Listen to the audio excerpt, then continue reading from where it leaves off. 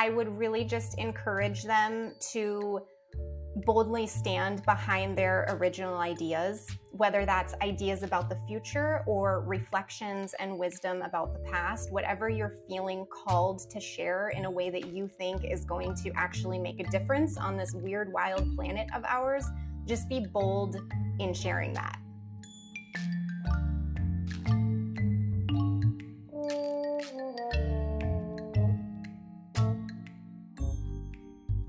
My name's Azalee Maslow. I'm a personal branding coach in Las Vegas. So I'm Ashton, and I have a business called Mind's Eye Creative Consulting. My name is Asia. I am a brand strategist for entrepreneurs. And my name's Casanova. I'm a serial entrepreneur based out of Miami, Florida. My name is Tom Vassos. I'm a longtime instructor at the University of Toronto and the founder of an organization called Cosmologists Without Borders. I started a LinkedIn ghostwriting business where I am a personal brand coach and ghostwriter. My name is Erica Martin.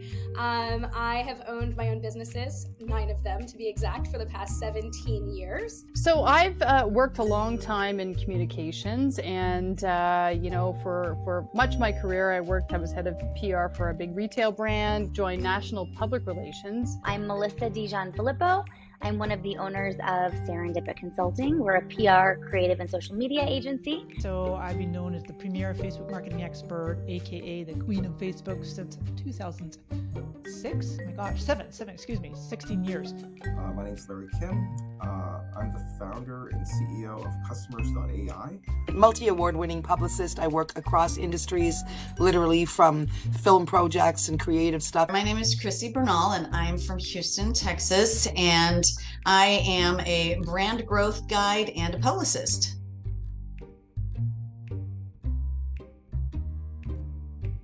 Literally anyone can benefit from building a personal brand. It helps you help other people see you in the way that you want to be seen. So it's really just taking control of the narrative of what the internet says about you versus letting whatever happens to be out there say about you, or you're not really being strategic about it. The way that I see a personal brand, my sort of philosophy around it is that no matter where you go, it follows you. So if I decided to shut down my creative business and start a new one or do something else, it will follow me. So, it helps kind of build knowledge around who I am as an individual, kind of connected to my business, but also sort of separate. So I always kind of look at it with that in mind. So I really lean in on relationship building with folks in my business. So I think that's really been pretty foundational to me building a personal brand within my business too, is building those like really core relationships with people and really caring about them and their needs. Well, I might be biased, but I believe as a brand strategist that your brand makes your business or your work, if you're a professional and don't have a business, just better in a ton of different ways. It makes it more marketable, it makes it more effective, more efficient, more fun, more profitable. And the reason for that is because it makes your business stand out, right? There are like thousands, maybe millions of people doing the exact same thing that you're doing. So we can't focus on the what, it has to be about the how and the why. And that's really what branding is. It allows your people to position you in their minds so they immediately know how you and your business fit into their lives, which is an extremely powerful thing if you can get a little piece of someone's brain and stick your business in there. You know, that's a funny thing because I don't think you necessarily start to build a personal brand. You are a personal brand ever since you started. And yeah, you might not be posting on social media, but you went to school, you have a circle of friends, you have coworkers, you have people that have connected with you over time. And, your brand is what people say about you when you're not in the room, right? It's not your interests, your topics. It's like how you treat people and how they speak about you. And I say, especially in business, the best compliment someone can give is a referral. And especially, you know, if you do good work, the reward is more work. So yeah, genuinely building a personal brand is an asset. You're already doing it, and with a little bit of focus, it could yield way better results. The real answer is that everyone has to have a personal brand because by default you have one. The question is whether you're crafting it to really make sense. Does it line up with what your core values are and different things like that? So no, I'd say we all have a personal brand. It's just how much time and effort we focus on creating a brand that makes sense for what we're trying to do in the world.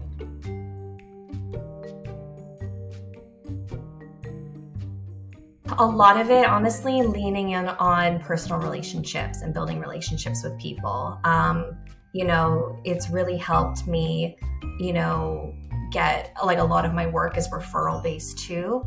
And by building relationships with people and like genuinely and authentically caring about who they are and what they're all about, and being also in like service of giving and giving without, thinking you're going to receive something. Like, yeah, that would be great if I, you know, I'm helping someone and then in the future maybe they'll help me, but I don't do it with that intention. So it's kind of a funny thing because I'm talking about building my personal brand, but it's really about other people and how I can help others so that they know who I am and how I kind of move in the world as like a giving person, genuinely, without really expecting anything necessarily in return. Yeah, so I really lean on those relationships and giving in building my personal brand. So there's been a few different ways. One is I've started a foundation called Cosmologists Without Borders, which has the mission to achieve those core values, to fight misinformation, to spread the word about astronomy and cosmology and science and things like that. So that foundation, I think, gives a lot of credibility because when you look at the website, cosmologistswithoutborders.org, it's very professionally done, and you see TV interviews that we've done on national TV and things like that. And each time you see something like that, it elevates the brand of the person that you're picturing in that environment. So that's one of the key things, is that we started this foundation. A second key thing, which I encourage pretty much everyone to do, is write a book. Because another thing you could say with your personal brand is, oh, and I'm the author of The Ultimate Guided Tour of the Universe. So when you can say that, once again, it elevates the brand of that person because now they are viewed as being an expert in a particular area. Why? Because it takes thousands of hours of research to write a book and hundreds or thousands of hours to write it. And so people know, well, if you got that book out of the door, you must know what you're talking about. So each of these steps just keeps elevating the brand of the person that you're dealing with. Just as I was saying, just going out, meeting people, leaving people with an impression of increase. I think that's always been my bread and butter. I went to a Tony Robbins seminar a long time ago, Date with Destiny, where you decide your destiny, and I found my purpose. And my purpose was to live passionately, enjoy every moment, and become a space for others' greatness. And serendipitously, you know, when I built Furlough, it wasn't that I was building a business, I was building a community, and this community happened, and now I've realized I've created a space for greatness, and, you know, every day fulfilling my purpose. So truly, I think building the personal brand happens by just helping others, being in service, and I think that's also what spirituality is, not necessarily like, oh, I believe in God or I meditate. It's truly how you treat strangers, and that's truly how you believe, you know, how you build a personal brand. Yeah, so a strategy I've used in the past is when people like my post, I'll send them a message and I'll say, hey, thanks for engaging on my post. Do you have any questions or topics that you'd want me to post about in the future? Right? That's an easy way to build relationships and start conversations with people that are engaging with your posts. They might say, oh yeah, by the way, I saw you run a business. Can you tell me more about that? Or I saw you're hiring. I have a friend who's looking for a job. You never really know where those conversations can take you. And then on the flip side of that, when you are reaching out and getting those content ideas, your audience is a lot more receptive to you because they realize that you actually care and you're taking the time to manually message them and ask for their thoughts. And it's a great way to help generate post ideas if you're running into writer's block. I did that on one of my posts recently, and I got like 20 people replying with new ideas. And so that generated a few weeks worth of content just from sending that message. So I think that's a great strategy that you can use to build your network.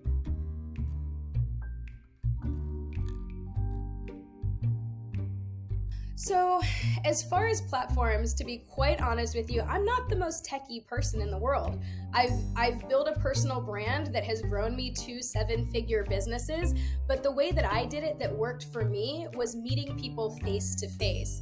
So, in a very digital landscape for marketing and self-promotion, I think there can be a lot of noise. I like to do the opposite.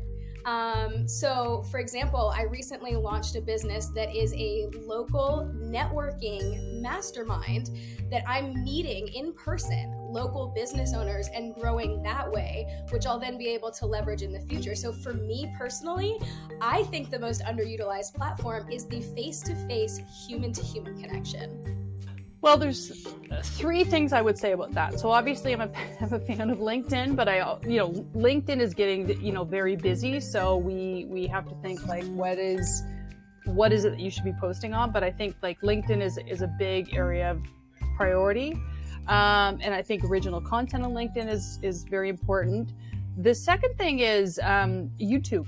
And YouTube is sort of underused. So think of a video series that you could create and, just do, get a videographer, have a content plan, think of 6 topics, think of a video series that you could put together with your organization and interviewing with someone in your organization or your company on different topics that you are passionate about, right? So it could be a series under one umbrella topic that you want to stand for.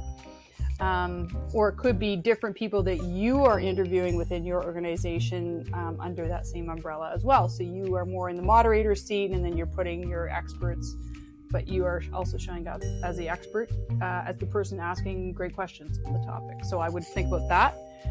But the third thing I would say too is Instagram is very interesting for the C-suite. So some CEOs are shy or they don't. That's a great platform for CEOs showing up as, they're on their more human side. But, when you can show up that way and be human and show like, oh, okay, I just ran a marathon, or this is like day in the life, or just lots of different fun ways so I think that's a huge opportunity as well. And just, building engagement with, a little bit of a younger audience, but still integrating those, topics and themes that you're passionate about. I think right now, all the rage is on that short form vertical video content. I wouldn't sleep on YouTube Shorts. Everyone's talking about TikTok, but if you are doing educational content in your respective field, whatever field that may be, Google owns YouTube. Like YouTube SEO, the discoverability there is going to be big. It's going to be massive. We don't know what the future looks like of TikTok, but the beauty about it, if you're doing TikToks, you can definitely repurpose to Reels and Shorts. But I would definitely go very strong on Shorts. I don't think Meta is going anywhere anytime soon, but I wouldn't bet against Elon. What he's doing with Twitter, a lot of people are complaining about the experience, and I found that the experience has significantly improved for me, and especially the exposure I'm getting on Twitter as well. This is really needs to be personalized to what is realistic for the creator. I personally think that you should be consistent. That's what really matters, because you want to build that authentic following and you want them to know what they can expect from you. So I think today video performs very well. You would be missing an opportunity if you weren't on Instagram. I think that's a great place to start to build your personal brand. Be really consistent on Instagram. I also, just probably the past 4 months, have gotten really deep into TikTok because I want to make sure I understand the possibilities for my clients. And I have to say, I think it is more valuable than Instagram in some cases. So I would argue that depending on your audience, and depending on your willingness to create content consistently, consider the platform that makes the most sense for you, dominate that platform, and then maybe add another. Again, consistency is key because people will stop following you if they don't see content for a while. You'll miss the opportunity. I also think LinkedIn, for a lot of business owners and just creators, there's a great opportunity on LinkedIn as well. You can now take your personal profile on Facebook, and you go to the 3 little dots on mobile or desktop, and you can switch to what's called professional mode. Now, it doesn't change anything with your friends or your followers. You still have up to 5,000 friends, and any number of people can follow you. what it does is it flips a switch where you can now have insights. You can see how much reach each post gets. You can see insights on your audience, and you even get the boost button to amplify the reach of your posts. And then this whole carrot that Meta keeps dangling is that you can monetize your content. But equally, you would want to establish a presence on Instagram, because yes, there's overlap in the audiences. Many folks just find Instagram so much easier to use. There's way less features, and it's predominantly mobile. There's a desktop version, but people are really, using it on the mobile. Huge emphasis on video, on Reels. So the short form vertical videos up to 90 seconds. In fact, now they've kind of consolidated. Adam Mosseri, the head of Instagram, they've consolidated all video just automatically goes out as a reel, even if it's landscape or square, and it goes in your Reels tab. So those are getting great reach. Maybe groups too. I might throw in groups there. Some folks I know do really well by just starting out on Facebook. Obviously, first thing you have to have is a personal account, but you might just go all in on a private group and just slowly build up. Well, the first thing that we had to do was gain clarity on what that was. So each of us defined, what is our brand? What do we want people to perceive about us? Being authentic, of course, but you want to build that message, because like they say, if you don't tell your story, somebody else is going to tell it for you. So we went ahead and officially defined what is each of our stories.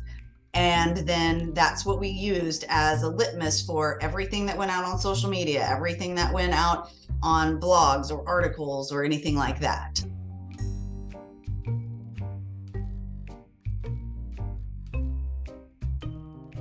A lot of monetizing, I think, has to happen in the real world. Now, that might be kind of opposite of what people are thinking, but guess what? On the internet, whatever it is you're trying to sell, there's 1,000 competitors. And with Amazon and other websites that can easily compare prices between vendors and all that kind of stuff, it's a very different market to play with in terms of, especially if you have a commodity product where, they'll look for you. Yeah, you're on Amazon, but so are 100 other products. And if it's a commodity, guess what? That other product is $1 less than your product. So it's a real tough environment to be in. So I always encourage people to do everything they can to build their brand in the real world.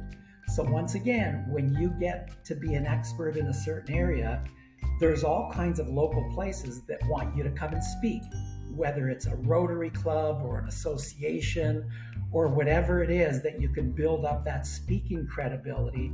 And every time you go out and do those talks, you're reaching 20 to 200 people or whatever the audience is. So I think those are some of the key things in the real world. And the more you do that stuff in the real world, hopefully you generate a bunch more business in other real world areas. So as I've positioned myself as this astronomy and cosmology expert, I put together a whole proposal for Royal Caribbean Cruise Lines to say, you know what, you guys are doing enrichment on your cruise ships. You should hire me, and I'll come in and do 5 or 6 talks on each cruise. And so they agreed to do that. And so now we've lined up another dozen countries where I'm going to be going on cruise ships in the real world, talking to 300 to 500 people at a time. And there's just that spillover effect. There's the author book signing that happens at the end of the talk, where that gives you credibility, where you can give away a free ebook, another great branding strategy, a free ebook that will position you as an expert in a particular area. So the list literally just goes on and on and on about how you can create that strong personal brand. I think that's kind of the cool thing, that even if you're not thinking about going like full-time into owning a business, there's so many different ways that you can create different forms of passive income. I'm a big fan of having multiple streams of income, just because you never know. Like, I have a lot of friends that are in MLMs, multi-level marketing companies, and sometimes that company will suddenly shut down or change their payment structure. So I really like diversifying how you're bringing in income, but I do affiliates for other programs. I also do affiliates for things that I use, like different platforms that I use. So then I'll recommend it and I'll get a percentage of that sale for anyone that buys it. I sell physical merchandise. I sell digital programs of teaching about personal branding and digital marketing.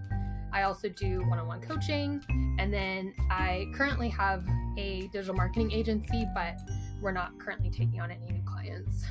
Oh my goodness, there's a million ways to monetize your personal brand, but I think the most important thing is to build a loyal following first, is to give value first, is to share things that create a transformation in people that they can take action on and then point back to you and say, hey, you helped me out. And, the law of reciprocity is if you give to people, they're going to want to give back to you. So when you're giving also, it'll also indicate the types of content that people really want more of. And when you know the types of content that people want more of and the problems that are consistently showing up that you're helping people solve, it makes it really easy to create an offer that suits the masses, that people can easily say yes to. First piece is the credibility and authority piece, right? So if I'm sending an email to someone, if I am sending a message, if someone sees the company name in a Google search ad, if they then click on my LinkedIn profile link or find the company on LinkedIn and come to my personal profile, they'll see that I'm actively commenting and posting and talking to other people. They'll know that I'm not a scammer. They'll see that I have a bit of, humor and personality to me. And so they're going to be a little bit more trustworthy to actually respond to your messages versus if you're on LinkedIn with 27 connections and no profile picture and no activity in the last 90 days, people aren't going to be as inclined to reply to your messages. So that credibility piece is the one piece to think about. The second piece is just the views, right? If you think about how much money you're putting into a paid ad to get more traction going to your website, posting on LinkedIn is free, right? So the more that you can build that presence on the platform, you don't even have to be talking about your product. You can just be talking about your personal journey, your life lessons, and people are going to see your posts. They're going to be like, oh, this person looks interesting. Click on your profile, look at your profile, and then your website's going to be linked there. They can then go to your website to make a purchase. So I'd say it doesn't have to be, hey, come buy our product when you're posting on LinkedIn. There's a way to subtly do it to build that trust with people to then monetize it afterwards. Affiliate marketing is kind of my background and world. I think Amazon Shops is super great. Anyone can be an affiliate for anything. I drink this water bottle all day. It's the first hit on Amazon. What's to say that every time I post a story, I just don't do a link with that my tracking link so that I can get commission if anyone decides to buy a bottle. But finding strategic partnerships, and I know that sounds a little buzzy, but really find things that you can align your brand with, right? I'm into health, I'm into fitness, so I just got an affiliate deal with a cold plunge, and it's coming very soon. So when I take a cold plunge every day, people are like, oh, I might buy it, $50 off, and I get a $250 commission.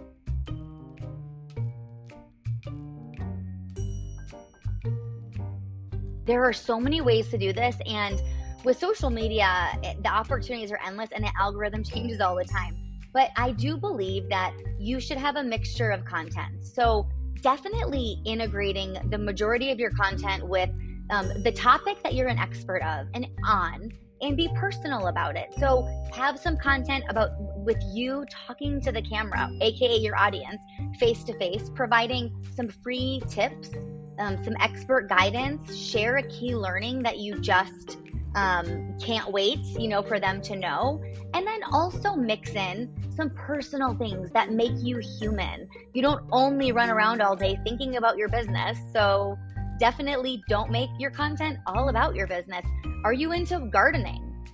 Do you do it for stress relief? Show that and show maybe how it impacts your creativity when you take time to do things like gardening or baking. I'm a baker. I have no time to do it, but I like to mix baking and, creating floral arrangements into my content that's more work and PR related because it shows that human element to me. So I don't think there's there's not necessarily a correct amount of content that you should have in each category. But I think along with just being real and authentic, look at what is working. You have analytics to everything you're doing. So after you're creating content for, a few weeks, dive into the analytics and see what are people engaging with, what gets them excited, and do more of that.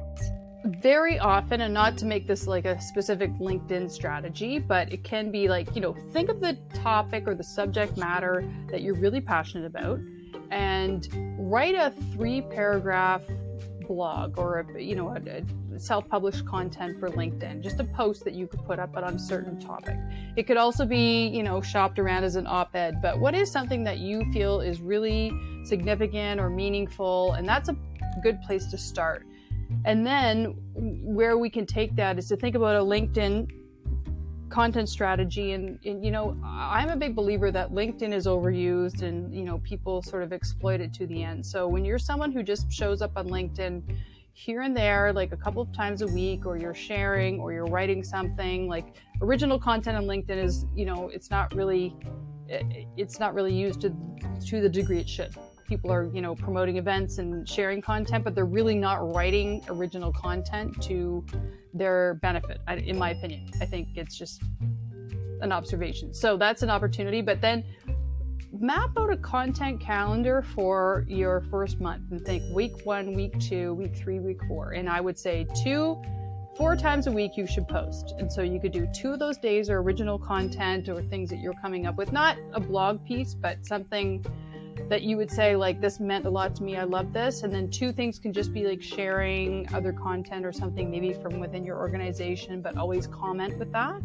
And then I think that's more of not something that's too overwhelming to kind of embark on in terms of content strategy. So the first question to ask yourself is, why are you posting? Right? Because your why behind why you're posting is going to help you think of the topics that you're posting about, the length of your post, whether you're doing written or images or videos, how frequently you're posting, what time of day. All of that relates back to why you're posting and who you're trying to reach, right? So when you're thinking about your personal brand, who needs to know that Michael exists and how can Michael help someone else, right? Those are the kind of questions you need to think through when you're starting to build that personal brand. And once you have those answers, that will give you a better idea of how frequently you're posting, how long you're posting, and that kind of thing. I typically batch create, and that takes a lot of the pressure off because life gets busy, and so you don't always have time at 8:30, 9 a.m. whenever you're posting to hop on LinkedIn and hit that post button. So I like to sit down for 60, 90 minutes kind of thing once or twice a month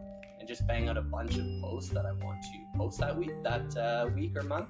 And then LinkedIn now has a scheduling feature, so you can schedule the post directly in the platform. I think, at least on the community side, it's quite simple because I just build in public and I'm in the embodiment of what I do. And I don't think information should be gatekept. I think it should be crowd shared. And that's what I do all day. I literally build in public, share my screen, tell people what I'm doing. And most importantly, I think the key word here is speak your truth.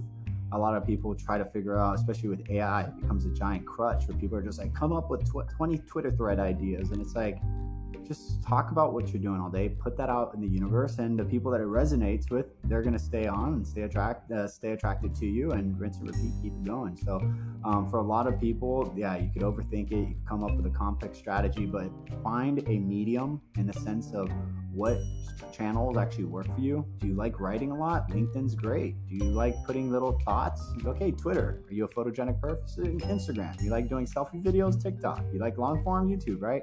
There's a platform for everyone. Find which one is yours, and don't worry about repurposing. Dominate, and most importantly, be consistent with your voice and putting out your truth.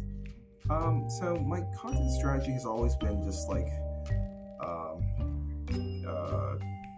describing the random kind of hacks and tips and tricks that I just discover through my day job of doing, marketing. So I still do a good amount of, channel marketing for different channels like SEO, ads, inbound marketing like newsletters and outbounding, I still do a good amount of marketing in my day, and we're always trying to push the envelope by figuring out where the leverage is.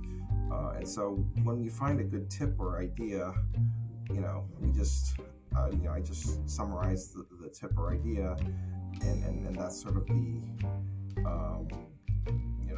like the first building block of this content empire. It's just a constant stream of unusual tips that are kind of clever. Okay, and like if you were to Google my name and look at some of the articles, it's going to be like tricks on how to make your Facebook ads work that are really weird, and that's sort of how I built a following, because if you read some of them, they're just pretty wild.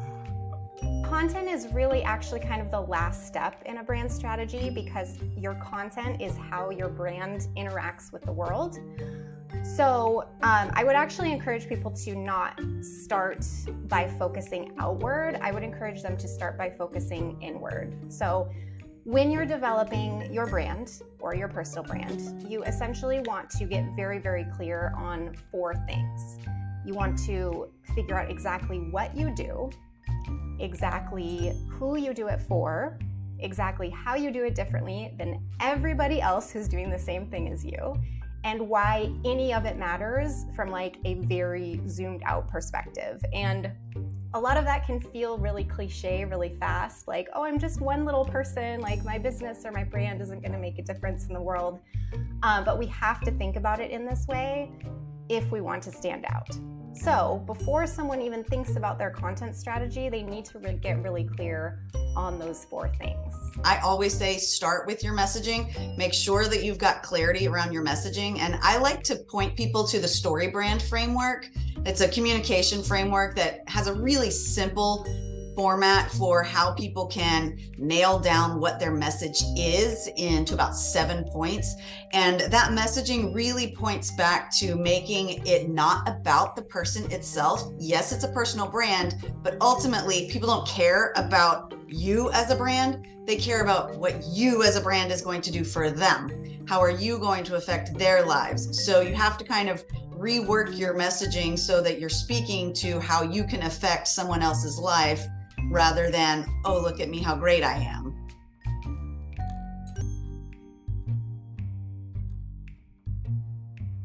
This is sort of a 2-part answer. The first thing that I've seen people struggle with when they're building their personal brands is, how do I find the balance between showing my personality and also getting the point across that I'm a professional and I know what I'm talking about? Because, we want, especially if we're the kind of people who have a sense of humor, we want people to know we have a good time. We want to have a good time. We keep it light and happy, but also we take our work very seriously, right? And we want to keep the focus on what we do, but we also want to share our ideas and our stories and our experiences. We want to be leaders, but we also want to feel like ourselves. So, the struggle of kind of how to find the line. And what I would say to someone who's struggling with that is to figure out which parts of your personality benefit the people your brand is for, aka your ideal clients, and refine the parts of your personality that you show that reflect that. And the other part of that is to figure out what professional means to you, right? Does it mean communicative? Does it mean you show up on time? Does it mean you give full attention when you're talking to someone? And then just do those things, but do them as you. So it really can be both. And the balance is just that. It's a balance. It's a back and forth. It's experimenting to see what feels good, what's working, what's resonating. And the other side of that is, I would say, even more of a struggle, is this desire to want to please everybody. And I would say the underlying thing about that is the fear of offending people, right? Because when we put our real selves out there, we all have beliefs and ideas and opinions that can be polarizing, but that's also the point. A strong brand is polarizing. A strong brand both attracts the right people and repels the wrong people. So it's not about being purposefully offensive just for attention, but if you are so passionate about sharing your ideas and sharing your beliefs, and that offends people in the process, then as far as I'm concerned, as a brand strategist, so be it, right? That means you're doing what your brand is supposed to be doing. Typical challenges are mostly fear and self-doubt and impatience.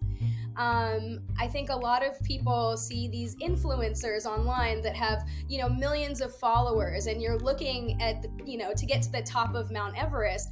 And sometimes that can even prevent you from getting started. It can discourage you. It can make you stop moving forward. So my recommendation is, first of all, create small goals. Get to your first 100 followers, get your very first paid client, and celebrate those successes and wins. Because when we celebrate successes, no matter how small, it gives us that little hit of dopamine, and it creates neural pathways in our brain that make us want more. And that's kind of the jet fuel that keeps you going. And the other thing is, in any business, in creating any personal brand, there's a period of time where you just have to get past the breakers. And if you can get past the breakers, then you start to see the momentum happen naturally and easily. A downside to a personal brand is that it is personal. So you're getting a little personal and getting, there's some vulnerability that comes with that. It's real delicate to balance the privacy aspect with your personal brand. And because our family has been in the public eye for, I guess, the last 12 years now, I've really seen the importance of balancing, keeping some things to yourself while still being authentic with your audience. So, just sit down and be real intentional with what it is you share.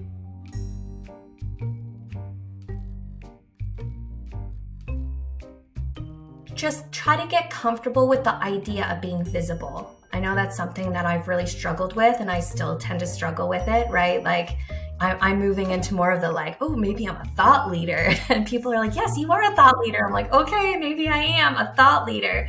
But before you get to thought leader, you have to get comfortable with being visible. And that can actually be very intimidating for some people. And if you are nervous about posting your face online or being out there and being visible and speaking your truth and just saying things that might be controversial that probably actually aren't, but they are to you, that's if you're feeling uncomfortable, that's totally normal. It's totally normal to feel uncomfortable about being visible.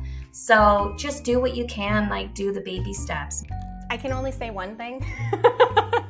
No, I think if anything, I would really just encourage them to boldly stand behind their original ideas, whether that's ideas about the future or reflections and wisdom about the past. Whatever you're feeling called to share in a way that you think is going to actually make a difference on this weird, wild planet of ours, just be bold in sharing that, because that's what we need. We really need more of that. I think that first is to know that you already do have a personal brand. So to look at what the current online space, if you Google your name, or if you search your name on Instagram, or if you just ask people that when they think about you, what do they think of? What do they think you do? What do they think is important to you? And then think about what you want that message to be and whether or not what's currently out there matches what you said is important to you. And then from there, you can see okay, 2 of the 3 values, pretty much everyone's seeing that, but I'm not really getting across this one thing that's really important to me. So then you could just be more strategic about purposely creating content around that or making that more present in what you're doing.